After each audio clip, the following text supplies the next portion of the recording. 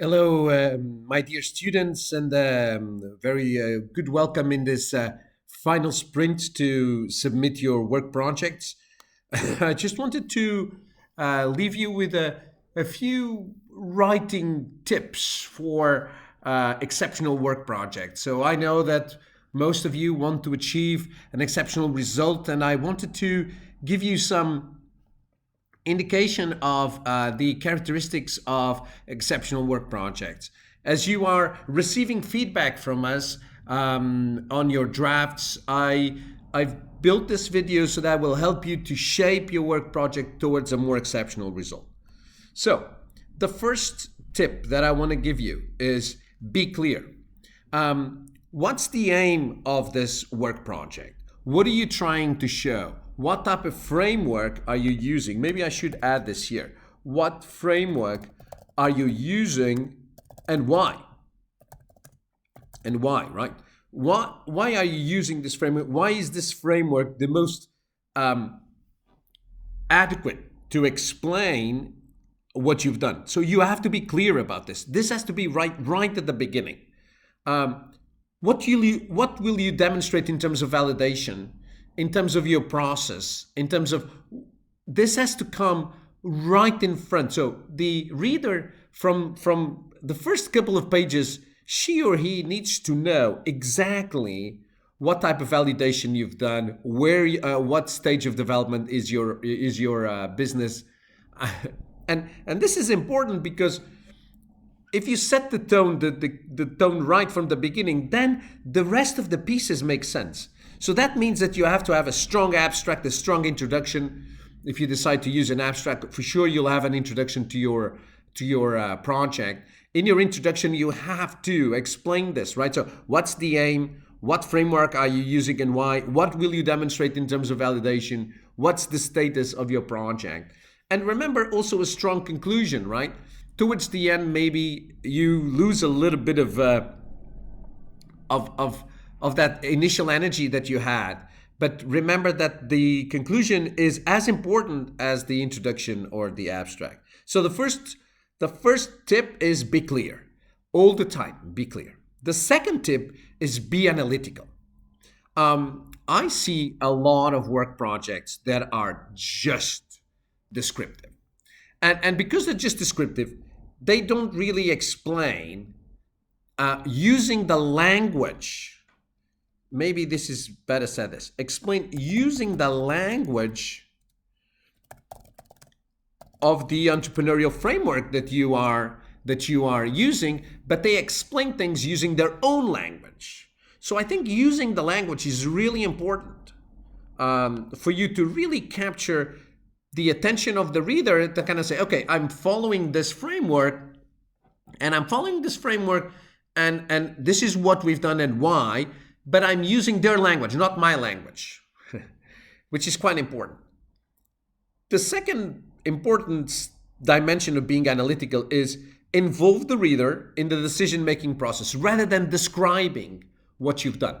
So if you, at a certain point of your project, you had three options: build a table, show a criteria, tell the reader how you've decided and why you've decided, show this ability and capability to explain decisions and the criteria.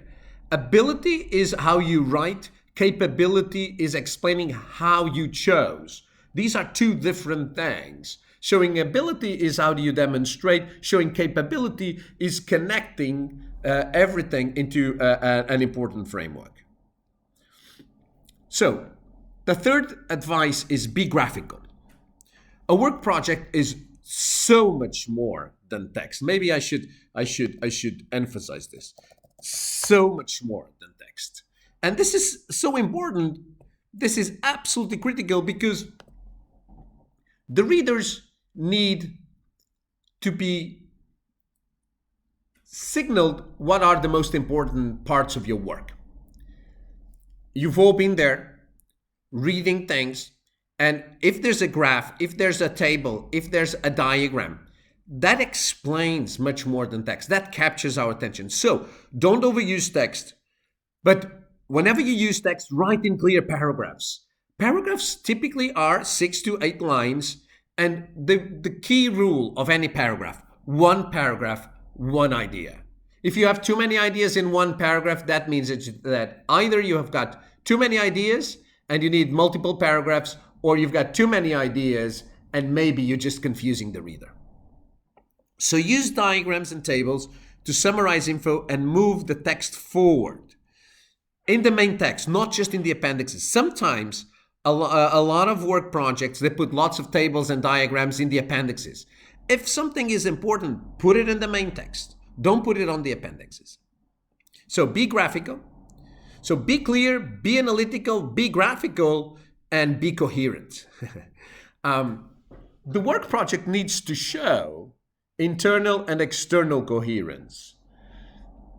What does it mean, internal coherence? Internal coherence means that you follow a certain framework and you follow it to its maximum extent.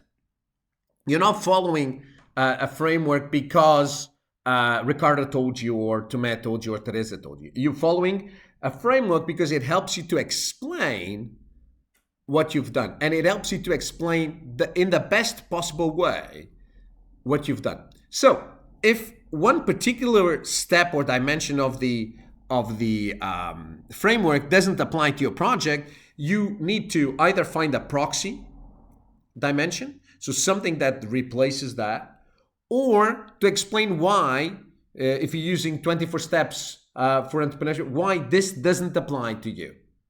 This is really important, because if you do that, then you're more likely to have a favorable idea and opinion from the reader.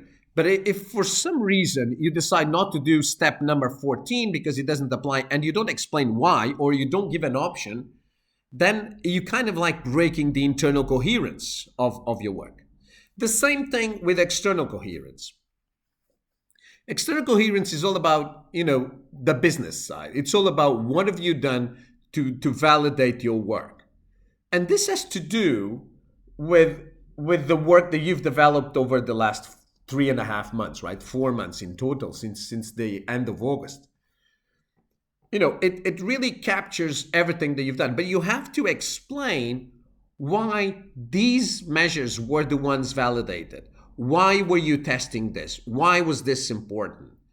And this is also linked to internal coherence, because if you have multiple people in your group and your thesis is composed is a group work project rather than a single person work project, you're more likely to have